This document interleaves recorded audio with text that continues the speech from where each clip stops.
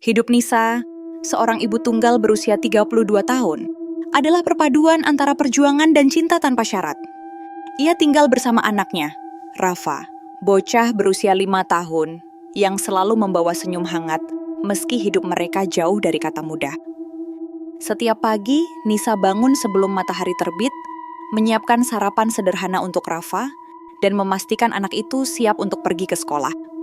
Sementara itu, ia bekerja sebagai editor lepas, menghabiskan sebagian besar waktunya di depan laptop, mencoba mencukupi kebutuhan mereka berdua.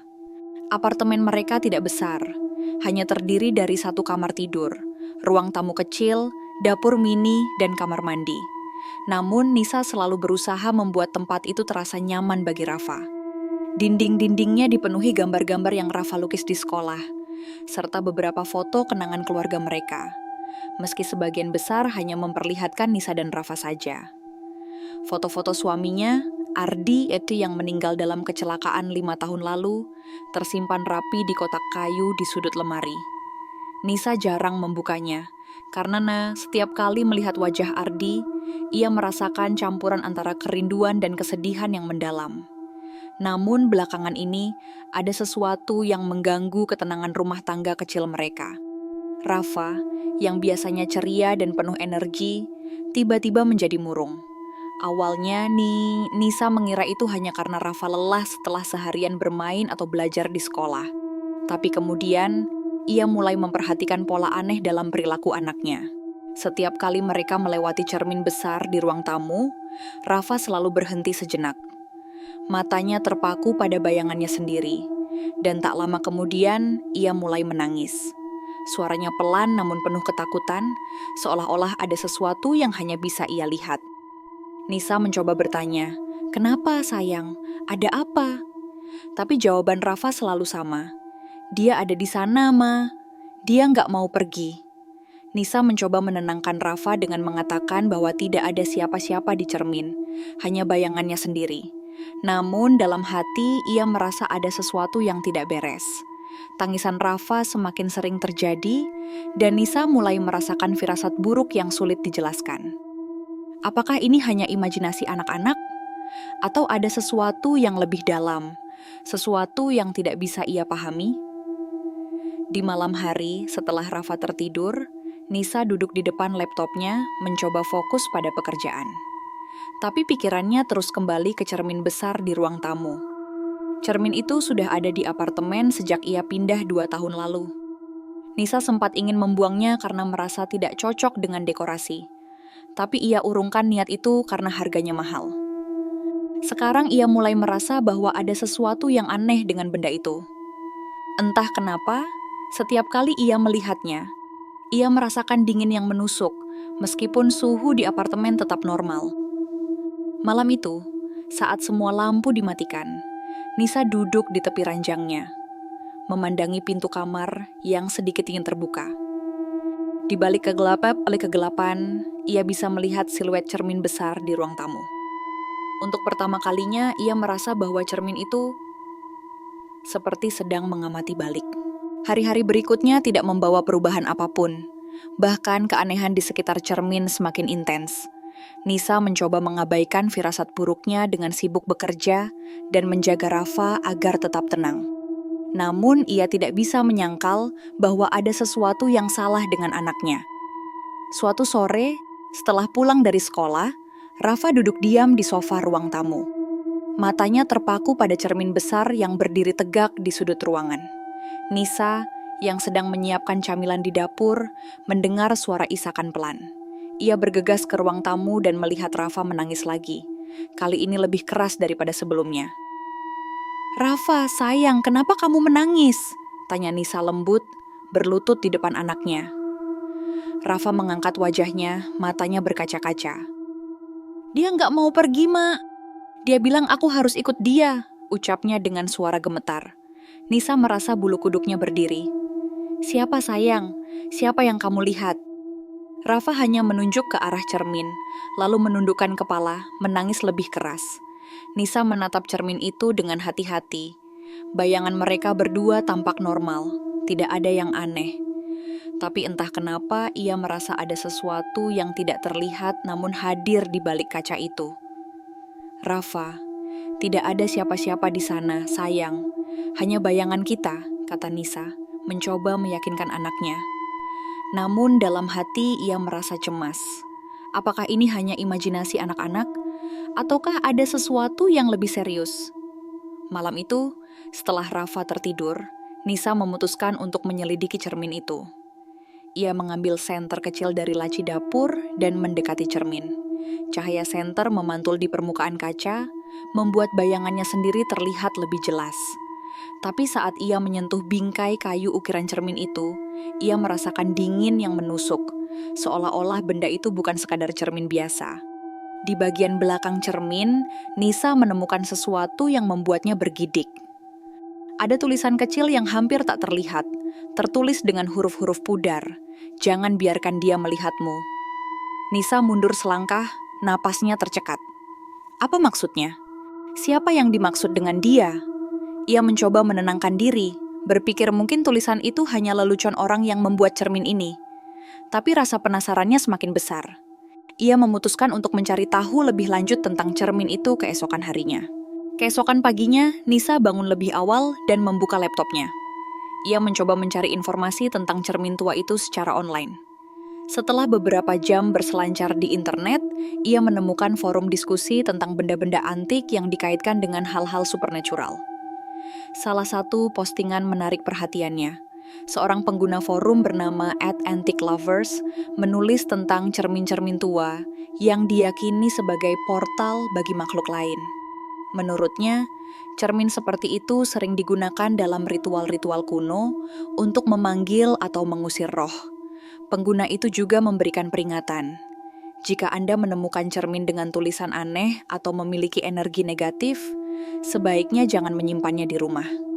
Nisa merasa ngeri membaca postingan itu. Apakah cermin di apartemennya benar-benar sebuah portal? Dan jika iya, apakah itu ada hubungannya dengan perilaku aneh Rafa? Ia mencoba mencari informasi lebih lanjut, tetapi tidak menemukan banyak hal. Akhirnya, ia memutuskan untuk bertanya kepada teman-temannya. Salah satu temannya, Tina, yang bekerja di toko barang antik, menyarankan Nisa untuk membawa cermin itu ke ahli spiritual. "Kalau cermin itu benar-benar bermasalah, lebih baik kamu segera membuangnya," kata Tina. Namun, Nisa ragu.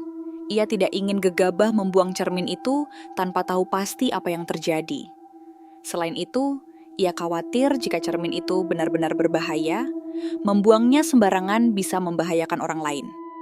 Ia memutuskan untuk mengamati lebih lanjut, sambil mencari cara untuk melindungi Rafa. Di malam hari, Nisa duduk di depan cermin itu, mencoba mencari tanda-tanda aneh. Awalnya tidak ada yang terjadi. Tapi tiba-tiba, ia merasakan hawa dingin yang sangat kuat, seolah-olah ada angin yang berhembus, meskipun semua jendela tertutup rapat. Refleksi di cermin tampak sedikit berbeda. Bayangannya terlihat lebih pucat, lebih kosong. Nisa mundur dengan cepat, jantungnya berdebar kencang. Ia tahu, ia tidak bisa mengabaikan ini lebih lama lagi. Sesuatu yang tidak wajar sedang terjadi, dan ia harus mencari tahu penyebabnya sebelum terlambat. Malam itu, Nisa memutuskan untuk tidak tidur. Ia duduk di ruang tamu, menatap cermin besar yang kini menjadi sumber ketakutan bagi dirinya dan Rafa. Lampu apartemen dimatikan, hanya ada cahaya redup dari lampu meja yang membuat bayangan samar-samar di sekitar ruangan. Nisa membawa senter kecil dan sebuah buku catatan untuk mencatat setiap kejanggalan yang ia temukan. Awalnya tidak ada yang terjadi. Hening menyelimuti apartemen, hanya suara detik jam dinding yang terdengar. Namun beberapa menit kemudian, Nisa mendengar suara pelan, seperti bisikan halus yang sulit dipahami. Suara itu berasal dari arah cermin. Ia menegakkan tubuhnya, jantung berdebar kencang. "Siapa di sana?" tanyanya dengan suara gemetar, meskipun ia tahu tidak ada orang lain di apartemen selain dirinya, dan Rafa yang sedang tidur. Bisikan itu semakin jelas, meskipun tetap tak terdengar seperti bahasa manusia. Nisa merasakan dingin yang menusuk tulang, meskipun suhu ruangan tetap normal. Cahaya senter yang ia arahkan ke cermin mulai bergetar, seolah-olah baterainya hampir habis. Refleksi di cermin tampak bergoyang, meskipun tidak ada angin yang berhembus. Tiba-tiba, suara itu berubah menjadi jeritan mengerikan. Nisa mundur dengan cepat, menjatuhkan senternya. Dalam kegelapan, ia melihat sesuatu yang membuatnya ingin berteriak. Bayangan di cermin tidak lagi menunjukkan dirinya, melainkan sosok samar yang berdiri di belakangnya. Sosok itu memiliki wajah pucat, mata kosong, dan senyum yang mengerikan. Nisa langsung berlari ke kamar Rafa, memastikan anaknya aman. Untungnya, Rafa masih tertidur pulas, meskipun wajahnya tampak gelisah. Nisa memeluk anaknya erat-erat, berusaha menenangkan diri sendiri. Ia tahu, ia tidak bisa tinggal diam lebih lama lagi. Ada sesuatu di balik cermin itu, dan itu mengancam keselamatan mereka. Keesokan paginya, Nisa memutuskan untuk menghubungi paranormal yang direkomendasikan oleh Tina, temannya. Paranormal itu bernama Busari, seorang wanita parubaya yang dikenal sebagai ahli spiritual di lingkungan mereka. Setelah mendengar penjelasan singkat dari Nisa, Busari setuju untuk datang ke apartemen mereka malam itu juga. Saat Busari tiba, ia membawa beberapa barang ritual, dupa, air garam, dan koin kuno. Ia langsung menuju ruang tamu di mana cermin besar itu berdiri. Setelah beberapa saat memperhatikan cermin, Busari menghela napas panjang. Cermin ini bukan sekadar benda biasa, katanya dengan suara tenang namun serius. Ini adalah pintu. Seseorang di masa lalu telah membuka portal ini, dan sekarang ada makhluk yang mencoba masuk ke dunia kita melalui anakmu. Nisa merasa ngeri. Apa maksud ibu? Kenapa Rafa?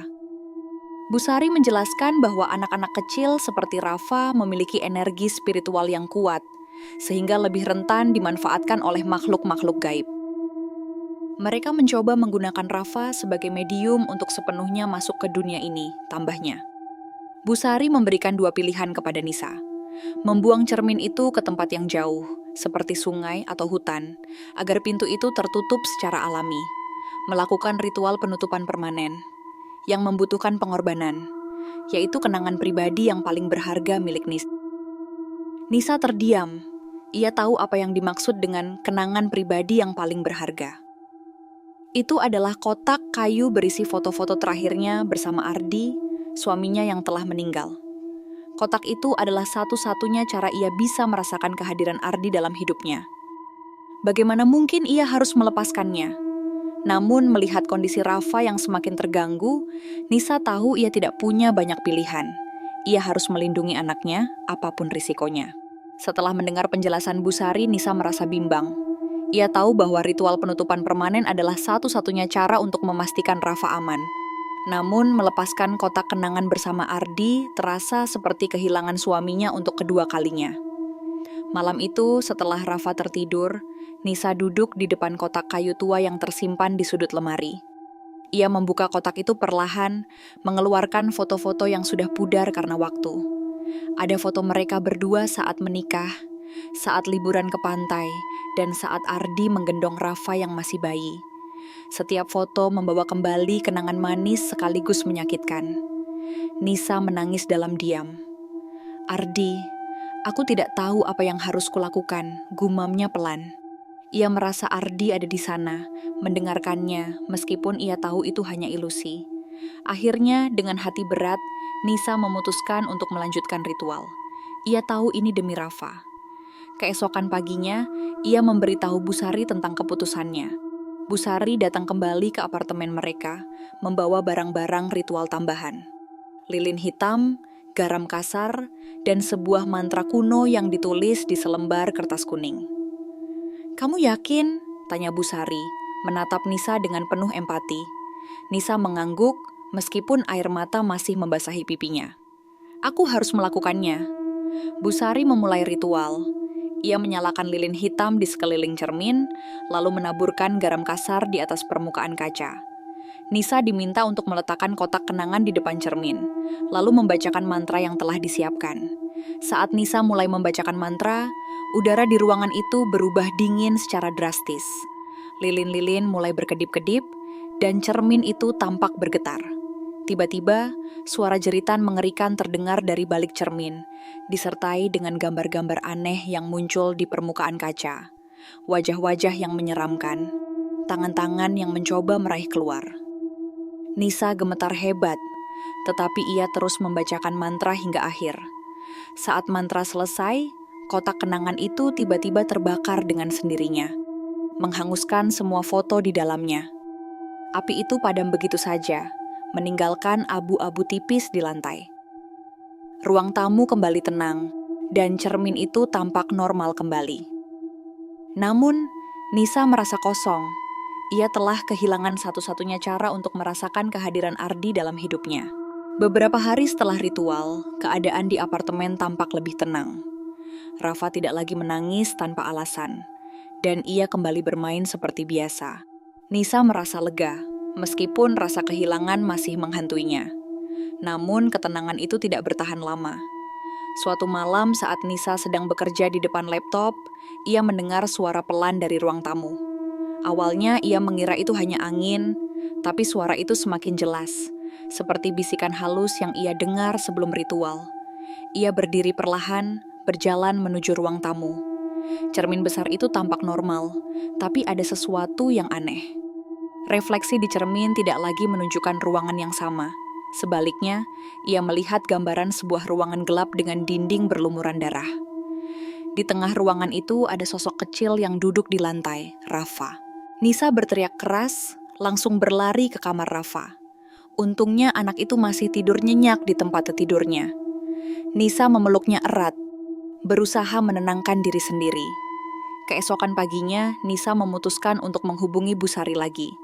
Saat Bu Sari datang, ia menjelaskan bahwa ritual sebelumnya hanya berhasil menutup pintu untuk sementara. Makhluk itu belum sepenuhnya pergi, dan mereka membutuhkan cara lain untuk mengusirnya secara permanen. Ada satu cara lagi, kata Bu Sari dengan nada serius. Tapi ini lebih berbahaya. Kamu harus masuk ke dunia mereka untuk menghadapi makhluk itu langsung. Nisa terdiam. Ia tahu ini adalah risiko besar, tapi ia tidak punya pilihan lain. Jika ia tidak bertindak, Rafa akan tetap dalam bahaya. Setelah mendengar penjelasan Bu Sari tentang cara terakhir untuk mengusir makhluk itu, Nisa merasa seperti berada di ambang jurang. Ia tahu bahwa masuk ke dunia lain adalah risiko besar. Mungkin ia tidak akan kembali. Namun demi melindungi Rafa, ia tidak punya pilihan lain. Bu Sari menjelaskan ritual kedua dengan detail.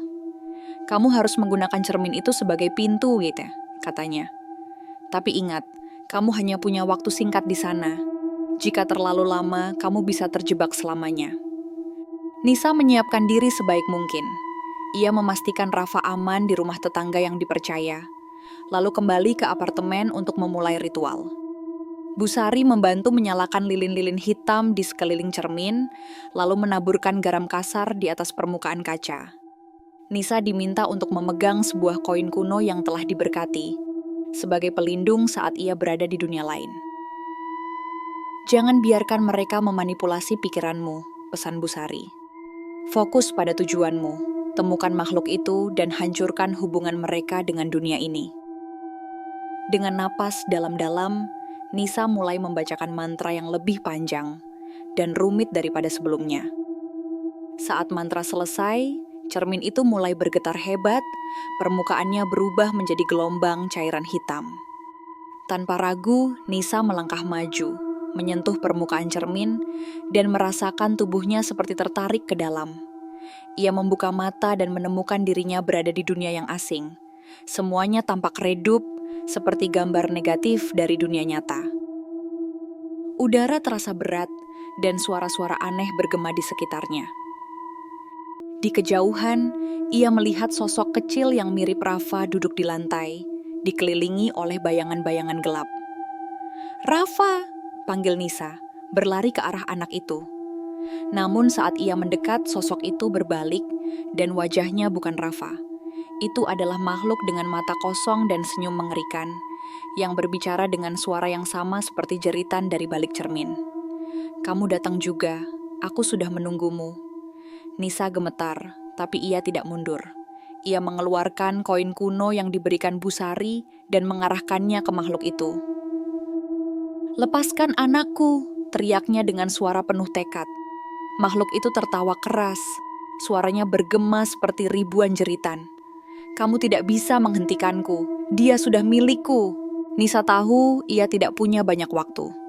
Ia mengingat kata-kata Busari, "Fokus pada tujuanmu." Dengan semua keberaniannya, ia mulai membacakan mantra yang telah ia hafalkan sebelum masuk ke dunia ini. Suaranya gemetar, tapi ia terus melanjutkan, meskipun makhluk itu mencoba mendekatinya. Bayangan-bayangan gelap mulai berkumpul di sekitar Nisa, mencoba menyeretnya ke dalam kegelapan. Namun, koin kuno di tangannya memancarkan cahaya redup yang melindunginya. Ia terus membacakan mantra, semakin keras dan cepat. Makhluk itu mulai berteriak kesakitan, tubuhnya seperti terbakar oleh cahaya yang muncul dari koin. "Tidak, kamu tidak bisa melakukan ini," jeritnya. Nisa tidak berhenti. Ia membayangkan wajah Rafa, ingatan tentang tawa anaknya, dan semua alasan mengapa ia harus bertahan. Mantra terakhir keluar dari bibirnya dengan penuh keyakinan. Cahaya dari koin meledak, menyelimuti seluruh ruangan dengan sinar terang. Saat cahaya memudar, Nisa menemukan dirinya kembali di apartemen, berdiri di depan cermin. Cermin itu retak berkeping-keping, dan udara di ruangan terasa lebih ringan. Busari, yang masih berada di sana, tersenyum lega. "Kamu berhasil," katanya. Namun Nisa tidak bisa merasakan kelegaan sepenuhnya. Tubuhnya lemas, dan ia merasa seperti baru saja melalui pertempuran fisik yang melelahkan. Tapi ia tahu satu hal, Rafa aman. Beberapa hari setelah ritual kedua, suasana di apartemen berangsur-angsur kembali normal. Cermin besar yang menjadi sumber masalah telah hancur berkeping-keping, dan Busari menyarankan agar pecahannya dibuang ke sungai untuk memastikan pintu itu tertutup sepenuhnya.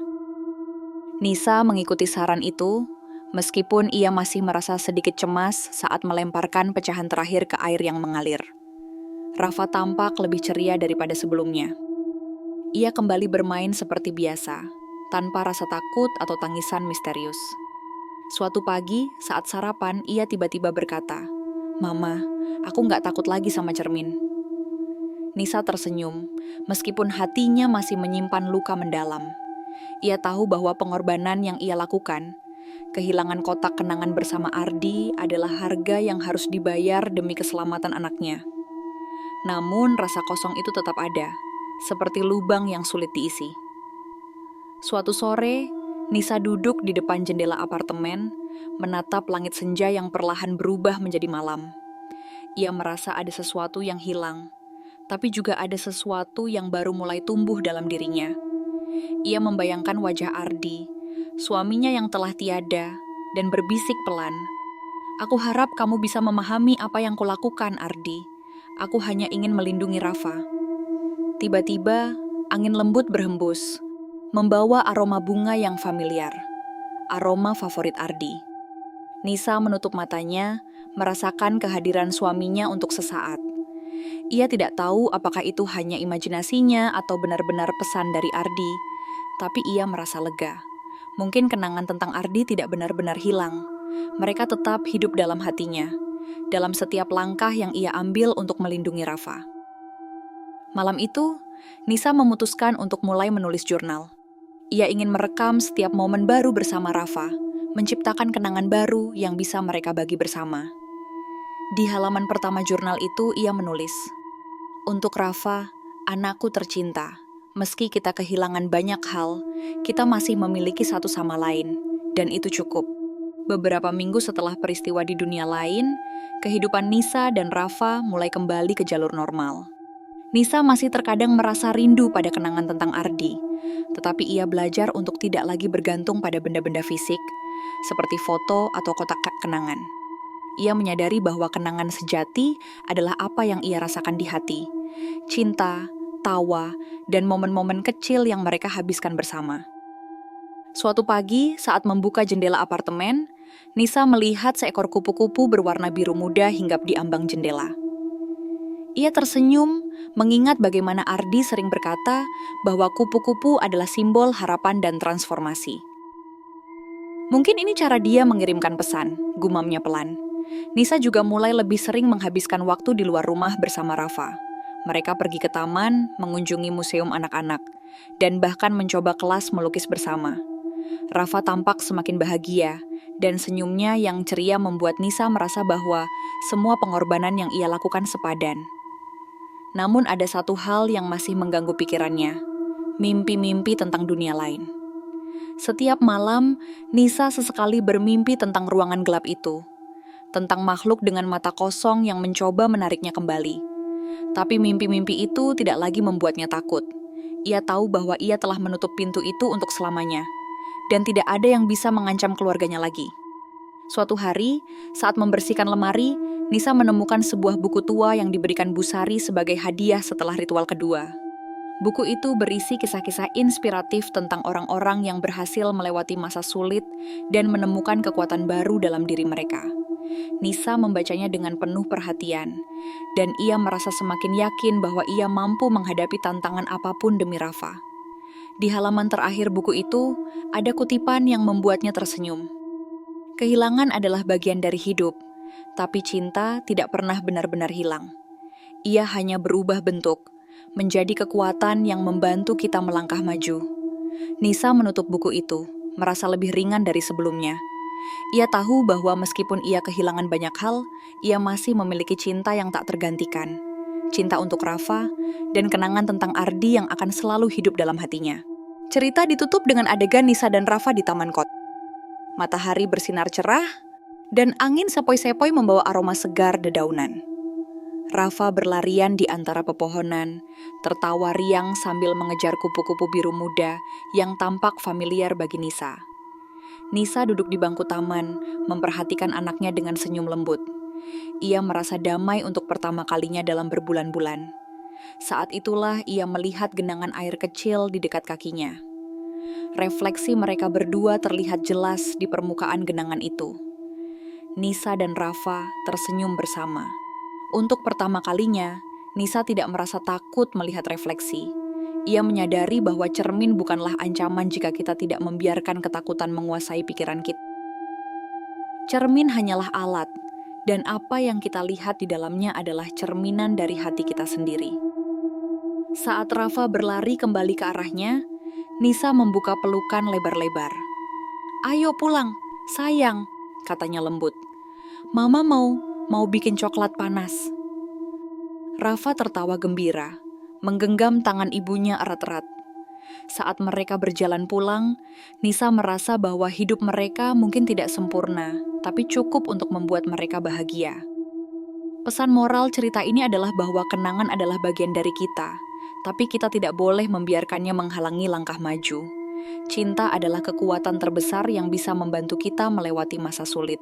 Dan kadang-kadang, kehilangan adalah awal dari transformasi menuju kebahagiaan baru.